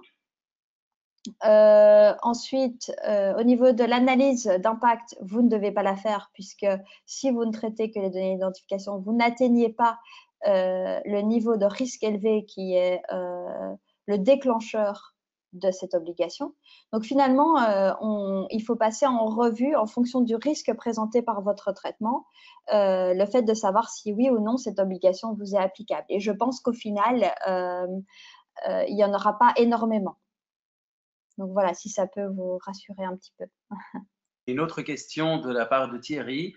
Est-ce que l'État et les établissements publics sont soumis au RGPD? Oui, alors oui, le GDPR en fait ne fait pas de distinction entre secteur public et secteur privé, donc tout le monde est couvert. Il demande également est-ce qu'il peut savoir s'il est fiché S? Euh, alors ça en fait, je suis désolée de vous dire que c'est pas sous l'application GDPR. Donc en fait, le GDPR, il couvre pas les données police, simplement parce que les données police sont couvertes par une autre directive. Et donc, ça, malheureusement, c'est pas le sujet d'aujourd'hui. Mais voilà, je pense qu'il y a des conditions d'application pour les droits. Vous allez voir, on va le voir ensemble pour les demandes d'information de la part des personnes concernées, puisque dans ce cas-là, vous êtes personne concernée, vous demandez une information. Je pense qu'au niveau de la police, il y a quand même des restrictions beaucoup plus fortes que celles qui sont prévues dans le GDPR. Que risque-t-on à ne pas respecter le RGPD? Ah ah, très bonne question. Alors ça viendra en toute fin de ma présentation. Je vais vous expliquer les amendes qui sont prévues en cas de non-respect. Ce sont des amendes administratives, pécuniaires. Et alors, il y a d'autres actions que l'autorité de protection des données peut prendre face au non-respect. Mais alors aussi, donc ça, c'est le côté plus autorité de protection des données, mais sachez que la personne concernée peut aussi aller devant les cours et tribunaux ou porter plainte chez nous si vous ne respectez pas le GDPR. Donc, ça a quand même un impact assez important. Je suis désolé, il y a énormément de questions. Vraiment, on sent bien que Ah, mais ça me fait plaisir. Ça veut dire qu'en tout cas, les gens sont intéressés, donc c'est super. tout à fait. Donc moi, ce que j'invite, c'est qu'on continue à avancer et à la D'accord. fin, peut-être un peu plus de temps pour répondre aux questions. D'accord, parfait, on fait comme ça. Donc, le troisième point dont je voulais vous parler, c'est l'utilisation des sous-traitants. Et on a déjà eu une question précédemment sur le fait d'utiliser un sous-traitant pour le traitement de vos données. C'est tout à fait possible, il n'y a pas de problème, c'est simplement qu'il faut respecter les règles de sous-traitance qui sont prévues dans le GDPR. Et par contre, ça, c'est un des aspects qui a été beaucoup plus développé que ce qui existait auparavant, simplement parce qu'on s'est rendu compte que la pratique et le recours aux sous-traitants est tellement devenu une pratique courante qu'il fallait réguler cette pratique. Et donc, le GDPR a un certain nombre d'articles qui sont consacrés à la sous-traitance et à des exigences précises, notamment le fait que lorsque vous êtes responsable de traitement et que vous faites appel à un sous-traitant, vous devez toujours vous assurer de choisir un sous-traitant, on va dire choisir le bon sous-traitant. Bon, qu'est-ce que ça veut dire? Ça veut dire que le sous-traitant, donc c'est celui qui agit sur votre instruction, va devoir offrir des garanties suffisantes pour vous permettre d'être en conformité avec le GDPR. Simplement qu'il va devoir être en mesure de protéger les données de la même manière que vous le feriez chez vous. Puisqu'il ne faut jamais oublier que lorsque vous utilisez un sous-traitant, ce sont toujours vos données en tant que responsable de traitement que vous confiez à un tiers. Donc, vous devez toujours garder la maîtrise sur ces données puisque, au final, en tant que responsable de traitement, c'est vous qui allez être responsable pour la non-conformité. Le choix du sous-traitant, donc, est extrêmement important. Le deuxième élément très important du GDPR, c'est qu'à chaque fois que vous prenez un sous-traitant, vous devez avoir un contrat. Le GDPR est très clair là-dessus. Il faut un contrat entre le responsable de traitement et le sous-traitant. Et le GDPR va même plus loin, puisque dans l'article 28, il va lister les éléments nécessaires qui doivent absolument se trouver dans le contrat de sous-traitance. Donc, si vous avez des contrats de sous-traitance actuellement, je vous invite à aller voir cet article 28 GDPR et à passer en revue vos contrats existants avec ce qui est demandé dans le GDPR pour être sûr que tous les points qui sont dans l'article 28 sont dans vos contrats de sous-traitance. Si ce n'est pas le cas, à réviser vos contrats de sous-traitance pour tenir compte du GDPR. Alors, le GDPR va encore plus loin puisqu'il ne va pas seulement viser la sous-traitance, mais il va viser la sous-traitance ultérieure. Alors, qu'est-ce que c'est la sous-traitance ultérieure? C'est vous, en tant que responsable de traitement, vous prenez un sous-traitant. Mais ce sous-traitant va encore prendre un sous-traitant. C'est la sous-traitance ultérieure. Donc, c'est le sous-traitant du sous-traitant. Le GDPR est très strict dans ce genre d'opération. Pourquoi? Parce qu'il y a un grand risque que le responsable de traitement perde le contrôle sur les données qu'il a confiées à son sous-traitant. Et donc, il va cadenasser l'utilisation de la sous-traitance ultérieure en disant que simplement le responsable de traitement doit toujours rester en contrôle sur ces données à caractère personnel. Cela signifie qu'on ne pourra prendre un sous-traitant ultérieur si on est soi-même sous-traitant que si on a une autorisation écrite, préalable du responsable de traitement. Alors, l'autorisation préalable peut être soit spécifique, c'est-à-dire si le sous-traitant veut prendre un sous-sous-traitant, à chaque fois demander au responsable de traitement s'il est d'accord ou non. Ça, c'est l'autorisation spécifique, donc pour chaque cas. Mais il peut aussi donner une autorisation générale, c'est-à-dire, écoute, mon sous-traitant, je te fais confiance, tu peux prendre d'autres sous-traitants, je te donne mon autorisation de manière générale. OK. Mais dans ce cas-là, le sous-traitant va devoir informer le responsable de traitement s'il ajoute ou s'il retire des sous-traitants ultérieurs. Et pourquoi est-ce le cas? À nouveau, toujours dans l'idée de garder le contrôle sur les données, cela va permettre au responsable de traitement de s'opposer au fait d'ajouter, parce qu'il se dit non, ce sous-traitant-là, je ne lui fais pas confiance, je ne veux pas que tu choisisses celui-là. Dans ce cas-là, le responsable de traitement va pouvoir dire non, malgré le fait qu'il ait donné une autorisation écrite préalable générale. Alors, à nouveau, entre les deux sous-traitants, donc le premier sous-traitant et le sous-sous-traitant, il va aussi falloir conclure un contrat écrit. Donc, les mêmes obligations qui se trouvent dans le premier contrat de sous-traitance vont devoir se trouver dans le contrat de sous-sous-traitance. Et alors, et ça c'est la situation un petit peu difficile pour le sous-traitant ultérieur, donc le sous-sous-traitant ou le sous-traitant du sous-traitant, c'est que le sous-traitant premier, celui qui a conclu le contrat avec le responsable de traitement, restera pleinement responsable vis-à-vis du responsable de traitement, même si le sous-sous-traitant ne remplit pas ses obligations. Donc, il a une position extrêmement difficile puisque c'est lui qui va garder toute la responsabilité sur ses épaules pour les fautes du sous-sous-traitant. Alors, au niveau des transferts de données, donc ici, vous savez que de manière générale, le principe en matière de protection des données, c'est que les données ne peuvent pas sortir de l'Union européenne.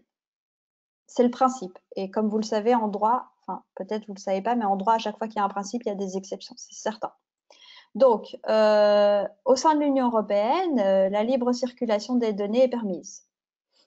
Donc, entre pays de l'Union, il n'y a pas de problème. Maintenant, si vous souhaitez faire sortir des données européennes de l'Union européenne, il va falloir respecter un certain nombre de conditions, puisque le GDPR règle aussi cette question.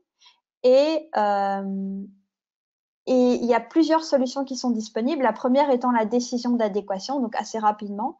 C'est une décision de la Commission européenne qui reconnaît un pays ou un territoire tiers à l'Union européenne comme offrant une protection adéquate par rapport aux données à caractère personnel. Alors, les pays qui reçoivent cette décision d'adéquation vont être considérés comme pays de l'Union, c'est-à-dire libre circulation des données avec ces pays tiers, puisque la Commission européenne aura reconnu qu'ils offrent une protection suffisante pour les données européennes.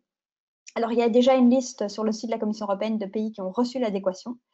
Je peux vous citer la Nouvelle-Zélande, par exemple, qui a reçu l'adéquation. Vous avez aussi les îles Féroé, vous avez la Suisse. Vous en avez pas tant que ça, mais parce que bon, c'est un processus quand même assez long. Et puis, analyser la législation d'un pays tiers, ça prend pas mal de temps. Donc, il y en a quand même, mais c'est pas un nombre énorme. Alors, au niveau d'autres possibilités pour envoyer vos données à caractère personnel en dehors de l'Union européenne, simplement, vous allez devoir les protéger d'une manière ou d'une autre, et on appelle ça offrir des garanties appropriées. Et donc, la manière la plus courante de le faire, c'est via un contrat. Et la Commission européenne met à disposition des contrats types. Si vous utilisez les contrats types pour faire vos transferts de données, il n'y a pas de problème. Ce sera considéré comme offrant des garanties appropriées. Maintenant, si vous écrivez vous-même le contrat pour le transfert de données à caractère personnel en dehors de l'Union européenne, vous allez devoir nous demander à nous, l'autorité de protection des données, une autorisation pour pouvoir utiliser ce contrat, puisque nous allons devoir vérifier que ce contrat offre effectivement les garanties appropriées pour le transfert des données en dehors de l'Union européenne. Donc ici, ce que vous devez retenir, c'est simplement le fait qu'au sein de l'Union européenne, il n'y a pas de problème. À partir du moment où vous voulez sortir de l'Union européenne, dans ce cas-là, vous allez devoir être attentif au fait de savoir si le pays a reçu une décision d'adéquation ou non, et sinon, d'utiliser des garanties appropriées, notamment via un contrat, pour pouvoir permettre cet échange de données. Donc, l'échange de données avec les pays tiers n'est absolument pas interdit, c'est simplement le fait qu'il faut l'encadrer. Et donc, le GDPR explique comment l'encadrer. Alors, au niveau des droits des personnes concernées, donc je vous en ai parlé, est-ce que tu veux qu'on fasse la question sondage? Oui, on va la faire, hein, comme ça on peut avoir également l'avis de chacun. Donc, on lance un nouveau sondage. Vers quelle destination envoyez-vous plus souvent des données que vous détenez? Donc, vous avez 4 possibilités. Je ne les partage pas. Au sein de l'Union européenne uniquement, en dehors de l'Union européenne, au sein de l'Union européenne, ainsi qu'en dehors de l'Union européenne, de presque 70%. Donc, je vais arrêter le sondage ici.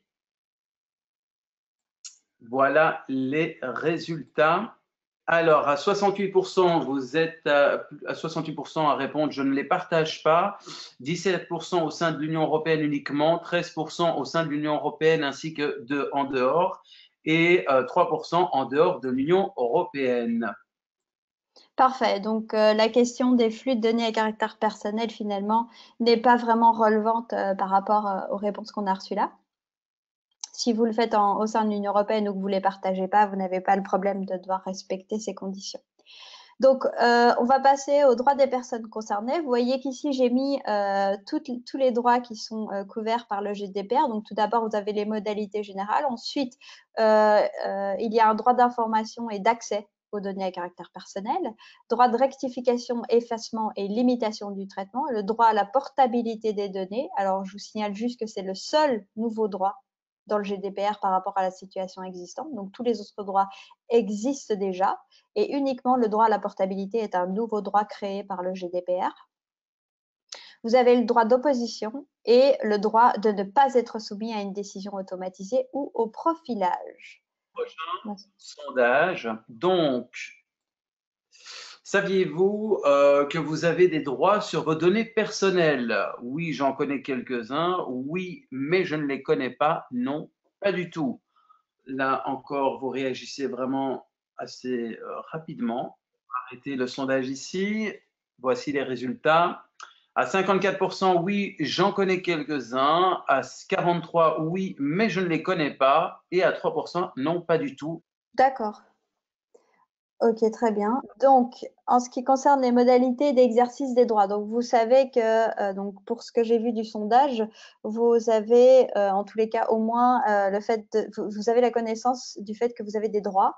Maintenant, pour certains, vous ne savez pas quels sont ces droits, et pour d'autres, vous les savez, mais vous en connaissez, mais peut-être pas tous. Donc, la première chose que je veux vous dire, c'est que quand vous exercez votre droit ou que quelqu'un exerce son droit vis-à-vis de vous, l'exercice du droit est toujours gratuit. Donc ça, c'est très important à retenir. Le responsable de traitement pourra faire payer une somme raisonnable qui tient compte des frais administratifs uniquement, si les demandes sont manifestement non fondées ou excessives. Et alors, le terme excessif veut dire que vous recevez énormément de demandes de la même personne. Dans ce cas-là, vous allez pouvoir lui faire payer une petite somme ou alors ne pas agir. Mais gardez en tête que le principe pour l'exercice des droits est que c'est le principe de la gratuité. Le délai, alors très important si vous recevez une demande et même si vous agissez en tant que personne concernée pour exercer vos droits, sachez que le responsable de traitement doit normalement vous répondre dans 1 mois. Il a la possibilité d'étendre à 2 mois supplémentaires, donc en 3 mois maximum. Mais s'il étend son délai de 1 mois à 2 mois, il doit vous prévenir dans le mois qu'il va étendre son délai à 1 mois. Donc, dans tous les cas, après 1 mois ou dans le mois, vous avez une réponse de la personne, du responsable de traitement, soit pour répondre à votre demande, soit pour vous dire je vais étendre le timing pour vous répondre à votre demande. Le responsable de traitement va pouvoir refuser d'agir, mais dans ce cas-là, il va quand même devoir avertir la personne concernée aussi dans le mois et il va devoir aussi donner l'information à la personne concernée qu'elle peut soit porter plainte auprès de la commission vie privée, soit aller devant les cours et tribunaux. Alors, le premier droit qui est le droit à l'information des personnes concernées. Donc, rappelez-vous, c'est toujours sur la base du principe de transparence. On doit toujours savoir, en tant que personne concernée, ce qu'on fait avec les données qu'on donne. Le GDPR fait une différence entre la collecte directe et la collecte indirecte. La collecte directe, ça veut dire que les données sont collectées directement auprès de vous, c'est-à-dire généralement via un formulaire. Et il y a la collecte indirecte. Il s'agit de données qui ne sont pas collectées auprès de la personne concernée. Et le cas typique de ce genre de collecte est l'achat d'une base de données auprès d'un data broker, on appelle ça. Donc, c'est des sociétés qui sont spécialisées dans les bases de données. Et alors, souvent, dans le domaine du marketing, on achète des bases de données à ces sociétés et donc les données ne sont pas directement collectées auprès de la personne concernée puisque vous l'achetez auprès d'une entreprise. Donc, le GDPR va donner le contenu de l'information qu'il faut donner à la personne concernée de manière très stricte. Et l'information à donner est subdivisée en l'information de base, qui est obligatoire dans tous les cas, et l'information supplémentaire, qui sera nécessaire dans certains cas en fonction du traitement. Alors, je vous ai mis ici un tableau avec, vous vous rappelez la distinction entre collecte directe, directement auprès de la personne concernée, collecte indirecte lorsque les données ne sont pas collectées auprès de la personne concernée. Et alors en dessous, vous voyez que vous avez des rectangles bleus qui sont transversaux. Dans ce cas-là, l'information doit être donnée que ce soit une collecte directe ou une collecte indirecte. Et lorsque l'information est différente, vous voyez que j'ai mis les rectangles de la même couleur qui ne sont pas transversaux. Donc, quelle information il va falloir donner à la personne concernée lorsque vous collectez les données? Vous allez devoir expliquer quelle est la finalité de votre traitement, ainsi que votre base de légitimité. Rappelez-vous, c'est pour ça que j'insistais très fort sur ces principes-là.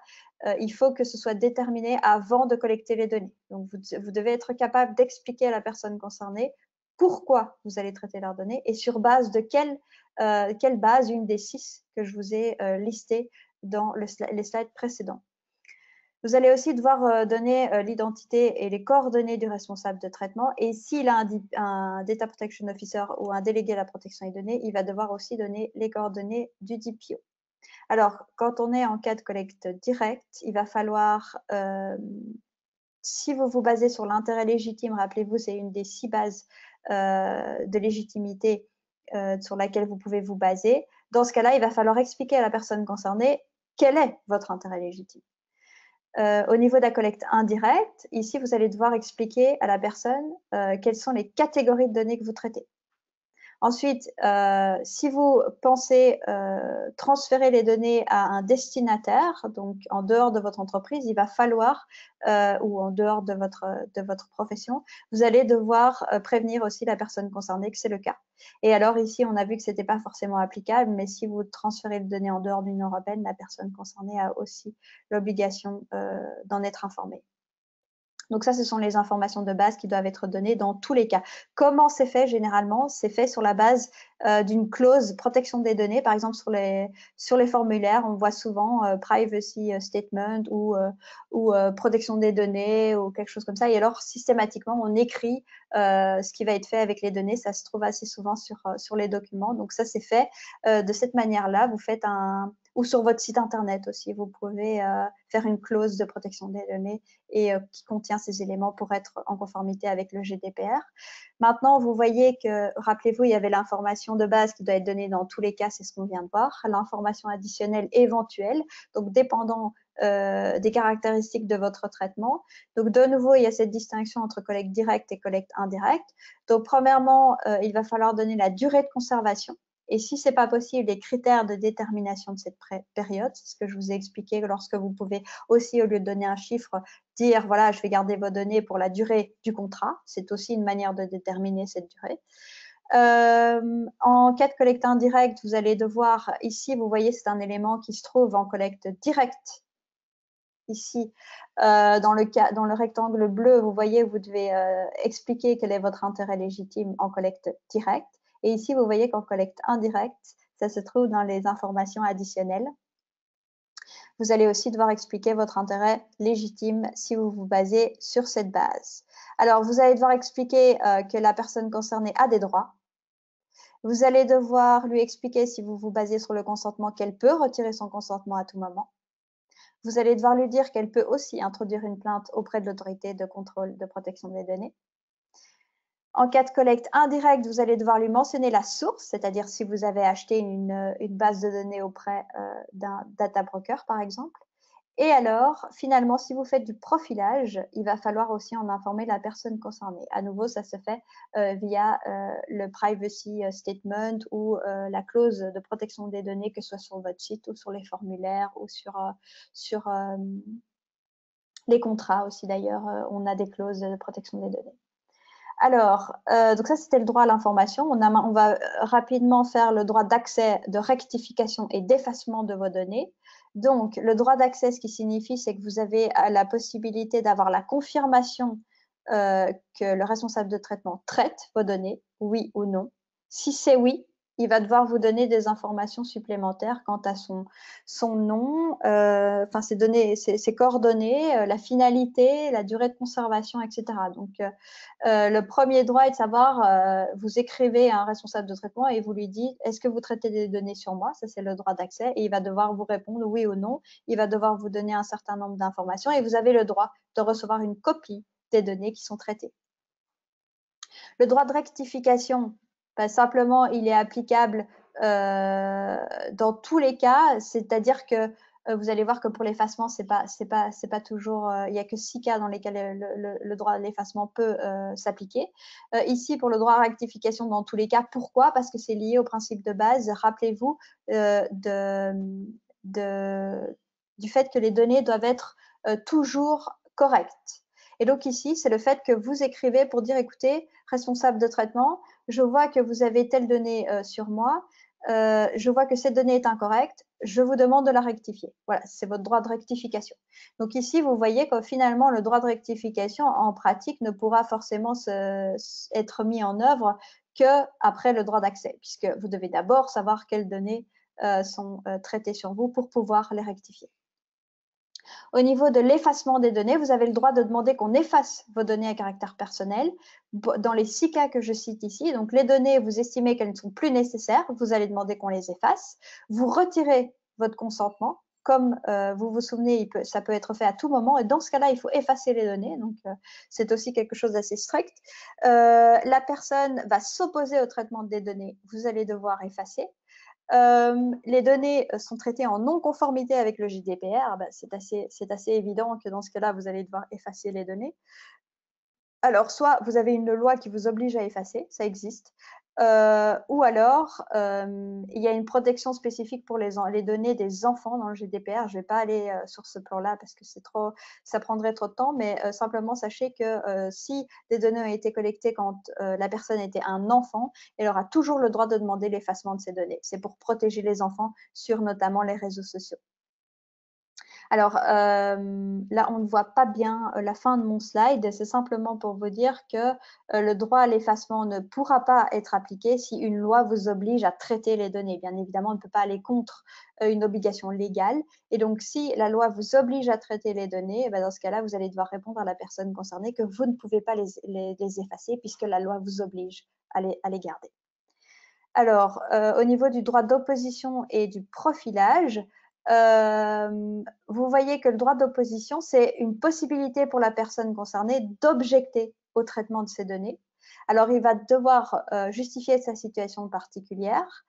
Et ce droit ne s'applique uniquement que si on se trouve sur des bases de légitimité très spécifiques, c'est-à-dire fondées sur l'intérêt légitime. Donc, c'est la 6e base que je vous ai citée. Donc, tout est lié. Sur la 6e base, l'intérêt légitime, ou si c'est une tâche d'intérêt public, c'est seulement dans ces 2 cas qu'on va pouvoir objecter. Et évidemment, si une loi vous oblige à garder les données, la personne ne pourra pas objecter contre la loi. Donc, à nouveau, le GDPR a prévu ce cas. Au niveau des décisions automatisées, c'est-à-dire on couvre ici en fait le profilage des personnes concernées et on prend des décisions suivant ce profilage. Le GDPR dit qu'il y a une interdiction de prendre des décisions automatisées qui ont des effets pour la personne concernée. Les seuls cas dans lesquels on va pouvoir quand même effectuer ce profilage et prendre une décision, c'est les cas où il y aura le consentement explicite de la personne, si c'est nécessaire à l'exécution du contrat ou si une loi vous le permet. En dehors de ces cas, aucune décision automatisée ne peut être prise. Et je ne suis pas sûre que ça couvre le secteur du coaching parce que je ne suis pas sûre que vous preniez des décisions automatisées. Alors, le nouveau droit, le droit à la portabilité. Alors, c'est très simple. Vous voyez le dessin, en fait, vous explique ce que c'est. C'est la possibilité de changer de service ou d'opérateur aussi facilement que vous le faites avec votre numéro de téléphone. Donc, oula. Ok, on ne voit pas ici en PDF. Donc, je vais vous l'expliquer comme ça. C'est simplement le fait que vous allez pouvoir demander au responsable de traitement de vous donner vos données que vous lui avez fournies pour pouvoir les donner à un autre fournisseur de services, si vous voulez changer de réseau social, par exemple. Dans ce cas-là, le responsable de traitement va devoir obtempérer et vous donner les données dans un format spécifique qui permettra de passer de l'un à l'autre. Alors, si c'est techniquement faisable, le GDPR va même jusqu'à dire que vous pourriez demander au responsable de traitement de directement lui-même transférer au nouveau responsable de traitement, c'est-à-dire au nouveau fournisseur de services. Donc, c'est un droit qui est assez proche de ce qui se passe avec vos numéros de téléphone quand vous changez d'opérateur, vous gardez votre numéro, etc. C'est assez proche de ça. Alors, mon dernier point, donc que faire si vous avez une data breach, en fait, une fuite, en français ça a été traduit fuite de données personnelles. Si ça ne vous dérange pas, je préfère utiliser data breach, je pense que ça parle plus. Et alors, si vous êtes en non-conformité avec le GDPR. Donc, si vous avez une data breach, il y a 2 choses à retenir, c'est qu'il y a une notification qui va devoir être faite à l'autorité de protection des données et une communication dans certains cas à la personne concernée. Alors, la notification à l'autorité de protection des données devra s'effectuer dans les 72 heures de la connaissance de la data breach. Alors, vous aurez les slides tout à fait, tout est écrit dessus, donc ne vous inquiétez pas, vous allez pouvoir regarder ça à votre aise après. Les slides sont disponibles sur nos réseaux sociaux ICF Synergie et également ICF Belgium. Donc, dans les groupes Facebook, il y aura les slides. Parfait. Donc, dans les cas où la data breach va présenter un risque pour les droits des personnes concernées, il va falloir la notifier à l'autorité de protection des données dans les 72 heures. Le GDPR explique quel contenu il faut avoir lorsque vous notifiez une data breach à l'autorité de protection des données. Et sur notre site, et je pense que ce sera la même chose pour toutes les autorités de protection des données en Europe, sur les sites internet des autorités de protection des données, vous aurez un formulaire spécifique à partir du 25 mai pour notifier les data breach. Donc, il ne s'agit pas de notifier toutes les brèches de sécurité, il s'agit uniquement de notifier celles qui présentent un risque pour les droits des personnes concernées. Donc, à nouveau, regardez, c'est lié à l'analyse de risque qui est le fil rouge du GDPR. Pour la communication à la personne concernée, dans ce cas-là, il n'y a pas de délai. Donc, le délai des 72 heures est uniquement applicable pour la notification à l'autorité de protection des données. Pour les personnes concernées, on dit aussi vite que possible. Bon, il n'y a pas de délai qui est fixé, mais là, le déclencheur pour la communication à la personne concernée n'est plus le risque, mais le risque élevé. Donc, vous voyez que c'est un palier supplémentaire. Donc, vous ne devrez notifier à la personne concernée que vous avez une brèche de sécurité que si elle présente un risque élevé pour la personne concernée. Donc, bien évidemment, il y aura beaucoup plus de brèches de sécurité qui seront notifiées à l'autorité de protection des données qu'à la personne concernée. Nous, en tant qu'autorité de protection des données, on va pouvoir exiger d'un responsable de traitement qu'il communique la brèche aux personnes concernées s'il ne l'a pas fait parce qu'il pensait que sa data breach ne représentait pas un risque élevé. Donc ça, c'est la notification, la communication. Et alors, les recours, donc ça ici, ce qui pourrait potentiellement se passer si vous n'êtes pas en conformité avec le GDPR ici, donc vous voyez que la personne concernée a la possibilité d'introduire une plainte auprès de l'autorité de contrôle. Elle a aussi, et ça c'est le troisième rectangle vert foncé, le droit d'aller devant les cours et tribunaux contre le responsable de traitement ou le sous-traitant. Le deuxième rectangle en vert clair est le fait que lorsque nous, en tant qu'autorité de protection des données, nous allons prendre une décision, le responsable de traitement, le sous-traitant ou la personne concernée peuvent aller devant les cours et tribunaux contre notre décision. Donc, il y a un recours contre les décisions qu'on va pouvoir prendre, ce qui n'est pas le cas actuellement. Donc, ça va aussi nous obliger, nous, en tant qu'autorité de contrôle, de documenter nos choix et de documenter notre raisonnement pour être sûr que si on a un recours contre notre décision, on puisse se défendre. Et alors, finalement, le rectangle bleu qui est intitulé « Représentation des personnes concernées », c'est une création du GDPR. Ça permet aux personnes concernées d'utiliser une association pour les représenter en justice, pour agir contre un responsable de traitement ou un sous-traitant. Donc, c'est un peu comme une class action qui est créée. Donc, évidemment, ça a un impact assez énorme pour la réputation des entreprises ou de la personne qui sera concernée par ce recours, puisque ce sera un recours collectif, en fait, contre l'entreprise ou la personne qui n'a pas respecté le GDPR. Finalement, ce qui se passe si non-conformité, eh bien, simplement, nous, en tant qu'autorité de contrôle, et c'est le cas pour toutes les autorités de contrôle au sein de l'Union européenne, on a des outils qui sont à notre disposition pour faire respecter le GDPR. Le premier, c'est faire des avertissements. Voilà, on a remarqué que vous êtes en non-conformité. On va vous avertir que c'est peut-être le temps de se mettre en conformité.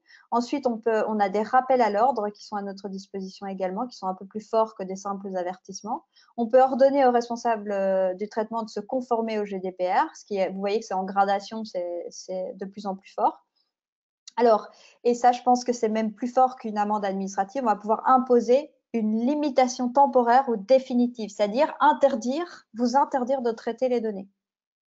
Et donc, vous pouvez vous imaginer que pour des grosses entreprises qui ont énormément de traitements, les interdire de traiter les données pendant un certain temps ou de manière définitive, ça peut sérieusement endommager leur business.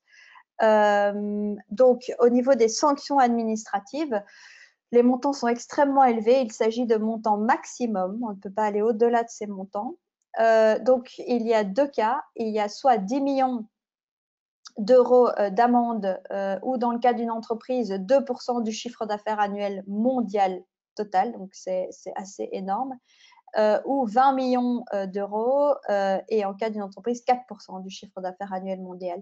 Donc, la différence entre les 10 millions et les 20 millions et les 2% et les 4%, c'est simplement que les obligations du GDPR sont classées en dessous de ces amendes. Et par exemple, comme je vous disais, les obligations, les principes de base de protection des données se trouvent dans la deuxième tranche, les 20 millions. Donc, ça veut dire que si vous êtes en non-conformité d'un principe de base de protection des données ou les droits des personnes concernées, vous ne respectez pas les droits des personnes concernées, vous vous trouvez dans la seconde tranche parce qu'on estime que la violation de ces articles est plus grave dans la mesure où il s'agit d'un droit fondamental de la personne concernée. Et dans ce cas-là, on a la possibilité d'aller jusqu'à 20 millions. Pour tout ce qui est obligation du responsable de traitement, c'est-à-dire non tenue d'un registre, par exemple, où vous n'avez pas fait votre analyse d'impact, vous n'avez pas nommé votre DPO alors que vous deviez, dans ce cas-là, on se trouve dans la première tranche, 10 millions ou 2% du chiffre d'affaires. Voilà. Et donc, je vous ai mis aussi sur le dernier slide le lien vers notre site, donc, qui est la Commission de la protection de la vie privée, CPVP.